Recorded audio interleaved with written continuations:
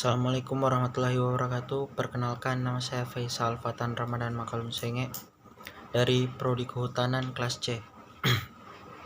Baiklah, pertama-tama marilah kita panjatkan rasa puja dan puji syukur kehadirat Allah Subhanahu wa taala, karena berkatnya lah kita bisa berada di sini dan berada dalam kondisi sehat walafiat. Pada kesempatan kali ini saya akan mempresentasikan tentang ragam bahasa Indonesia. Baiklah, langsung saja bab 1, pendahuluan. Ragam bahasa Indonesia adalah variasi bahasa yang berbeda-beda menurut topik yang dibicarakan, menurut hubungan pembicara, kawan bicara, orang yang dibicarakan, serta menurut medium pembicara. Indonesia merupakan sebuah negara yang terdiri atas berbagai macam suku dan budaya. Selain itu, bahasa-bahasa antar daerah juga dapat berbeda dengan bahasa satu dengan lainnya. Meskipun terdapat berbagai macam bahasa, bangsa Indonesia memiliki sebuah bahasa persatuan yang digunakan dimanapun, yaitu bahasa Indonesia. Jadi, bila kita berada di daerah Indonesia yang kita belum mengerti bahasanya, kita tetap bisa menggunakan bahasa Indonesia untuk alat komunikasi sehari-hari. Ya, lalu berikutnya adalah bab 2, pembahasan. Yang ke-1 adalah pengertian ragam bahasa Indonesia. Menurut Bahman, ragam bahasa adalah variasi bahasa menurut pemakaian yang berbeda-beda. Lalu, pada umumnya, pemakaian bahasa Indonesia digolongkan menjadi 2 jenis. Yang pertama, ada yang baku dan tidak baku. Seperti halnya ketika berada di situasi resmi, maka kita akan menggunakan bahasa baku. Sebaliknya, bila kita berada di pasar, di rumah, atau dimanapun itu, misalnya bersama teman, itu kita tidak perlu menggunakan bahasa yang baku.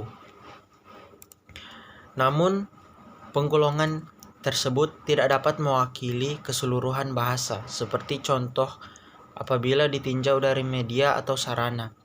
Ragam bahasa terdiri dari 2 ragam. Yang pertama adalah ragam bahasa lisan, yang kedua adalah ragam bahasa tulisan. Ragam bahasa lisan merupakan bahasa yang dihasilkan dari alat ucap dengan fonem sebagai unsur. Sedangkan ragam bahasa tulisan merupakan bahasa yang dihasilkan dengan menggunakan tulisan atau rangkaian huruf sebagai unsurnya. Baiklah, berikutnya adalah fungsi ragam bahasa. Adapun bahasa Indonesia memiliki fungsi bahasa nasional. Berikut adalah fungsi-fungsi tersebut. Jadi, fungsinya yang pertama itu adalah menyatukan berbagai bahasa di Indonesia. Yang kedua, merupakan simbol kebanggaan nasional.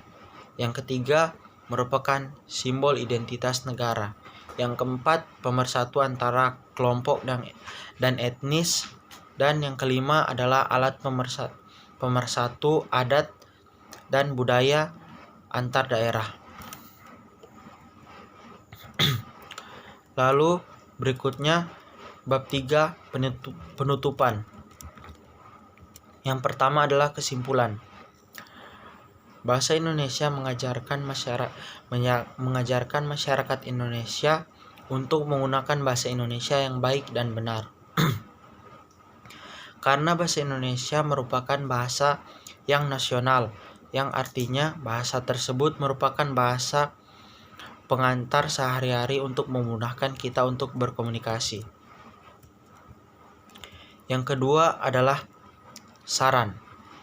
Sebaiknya sebagai penduduk Indonesia, kita menggunakan ragam bahasa yang baik dan benar, sehingga kebenaran ragam bahasa itu sendiri tidak punah dengan adanya bahasa-bahasa yang terkadang jauh dari aturan bahasa yang ada di Indonesia atau bahkan bertentangan. Baiklah, mungkin hanya itu saja yang dapat saya sampaikan. Lebih dan kurangnya mohon maaf.